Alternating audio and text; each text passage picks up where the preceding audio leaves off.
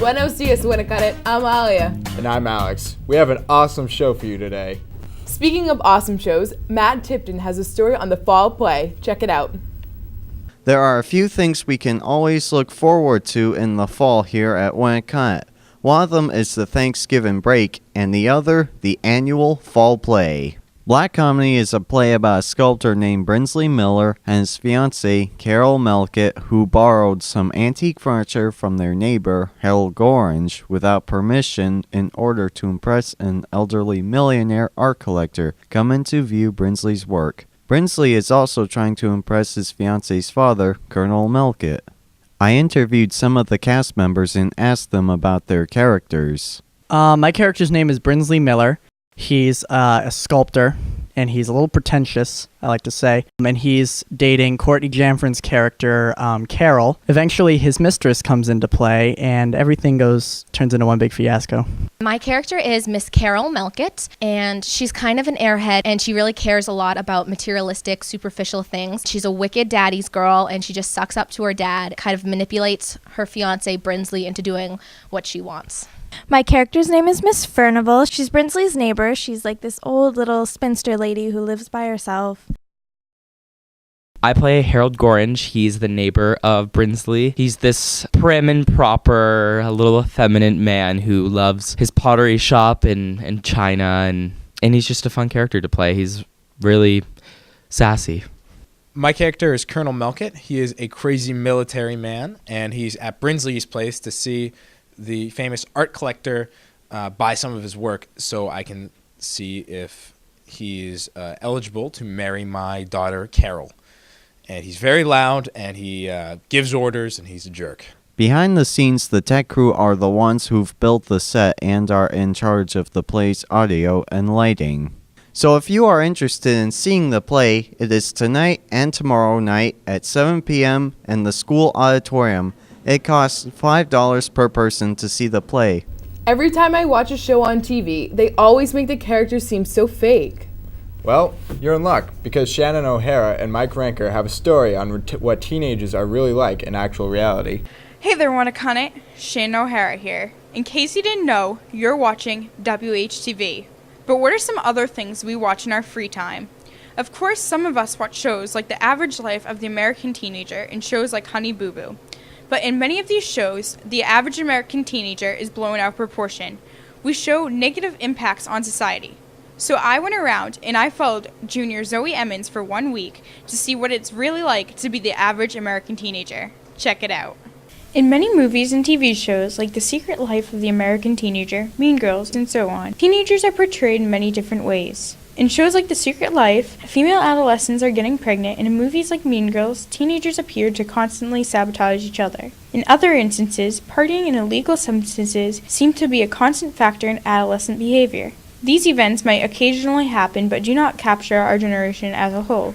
So what is the real American teenager? Well, I don't think there is such a thing as the normal American teenager, I guess. We're all pretty different. There's like no average person. Basically, TV kind of exploits teenagers to have a more exciting life than they do. All three of us are like the average American teenagers when we're together. Not really when we're apart, though, because, I don't know, I don't really think there is like an average American teenager. Makes people think that the American teenager is like out of control and ridiculous, but at the same time, if they had a show about what the average American teenager actually does, it would literally just be a video of someone sitting on a couch with a rabbit eating mac and cheese. What is the typical day of a student here at Winnacunnet? Many may play sports, join clubs, or have other personal hobbies. However, Zoe participates in many other activities. I have a lot of pets, so I take care of them. I don't actually do anything involved in the school other than student council. The classes I take here at Winnacunnet are English with Mr. P, Chemistry with Miss Reed, Geometry, Fitness for a Lifetime, Spanish too. When we are young, many of our friendships, surroundings, and upbringings develop who we become as a person. Zoe Emmons, Emily Smith, and Tyler Murray were asked how they became friends and how it has affected them today. Friendships all kind of just begin differently, but when I met Zoe, we were in first grade, and to become friends with Zoe, she made you eat grass at recess, but she didn't make me eat grass because we were part of a pretty exclusive club called the Hamster Club, and we were both veterans of having hamsters, so it was kind of just like, hey, we had to be friends. And We're great friends. We're not even friends. We're just the same person. That's all I have for you today, Winnacunnet. This is Shannon O'Hara reporting for WHTV. That was so true. Her bunny was so cute. You know what can get fuzzier than bunnies? No Shave November. That's why Cam Slack and Ross Cohen got some more information on this crazy month. Hello, this is Gus, and that's Billy. I'm Billy. That's Billy. We got a nice story about No Shave November. No shave. November. Don't shave. Let's check it out. Check it out. Let's go. Movember, also known as No Shave November, is an annual month-long event involving the growing of facial hair during the month of November to raise awareness for cancer. No Shave November started back in 1999 when a story aired on TV featuring a group of young men in South Australia who copyrighted the term Movember and the idea of growing mustaches for charity throughout the month of November. We asked students and faculty if they like facial hair and if they are participating. I'm not really a huge facial hair grower person, but wish I could. Yeah, the beard, it's nothing ever really planned. It's just something that it sort of creeps up on me, and it happens to be November. I'm participating in No Shave November. I started growing it at the beginning of the year, then I shaved it, then I realized I looked really young, so I kept it. I don't like facial hair. I find it gross. Yeah, been growing out for a couple of days now, and it's looking good right now. I'm excited to see how it looks in a month from now. No beard. No, beard's November. Never heard of it. I think I'm going to keep it for a little while, too. Keep it through the winter. Get like a nice long goatee or whatever going, you know? Yeah, I've been participating for the last 15 years. It's disgusting. I don't like it. You should shave. Okay, am I going to participate? Absolutely not. It took me 40 some odd years to grow this fuzz around my face, and if I shaved it off, it may never grow back. Facial hair? I think everybody should have facial hair. Women, men, dogs, especially women. Dude, if I'm doing No Shave November, of course. I'm probably going to go for like a full-on neck beard. None of this crap. I'm going to shave that off. Just get like a full-on mane right up here. No Shave November. Woo! Gus and Billy back here. I'm Billy. That's Billy. That's No Shave November for you. No shave. Robbie, what the heck are you doing back there? What are you doing? That was totally wicked. Maybe I should grow out a beard too.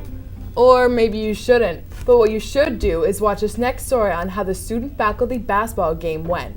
Holly and I went to the game last Wednesday to check it out. Hey Winnacunnet, I'm Alia. I'm here today at the student-faculty basketball game. Alex and I have a recap on what went on. Last week you saw all about the trash talk that went on between the two teams. Let's take a look on how the game played out. Both teams came ready to play and had a lot of fun. I'm in the zone.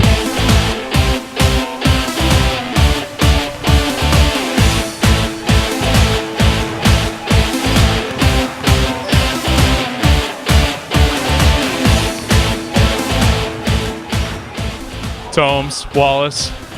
I think the best looking guy is probably Francor though. Look at the headband.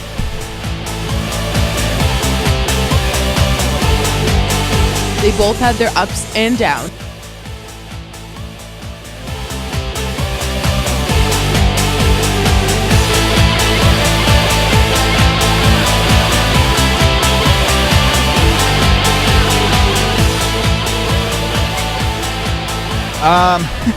We're doing all right. We're a little bit outwinded here and a little bit out-rebounded. All right, I think the students are doing a really good job.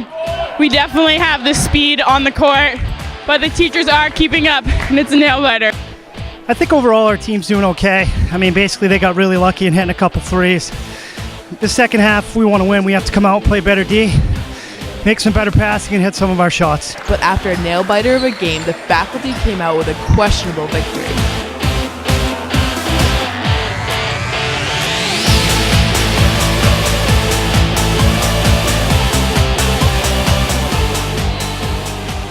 The The event was a big success, and Shauna Morrison and Anghow Wiesner did a great job putting it together. We got the idea actually from Morgan Kennedy when our original idea we couldn't do, and I think it turned out pretty successful. Well, Winnacunnet, even though our students lost in a heartbreaking game with a final score of 71-68, they played outstanding, as well did the teachers. Well, Winnacunnet, that's all we have for you today. Have a wonderful weekend and a great rest of your day. And don't forget to start getting ready for those finals. Bye. Peace.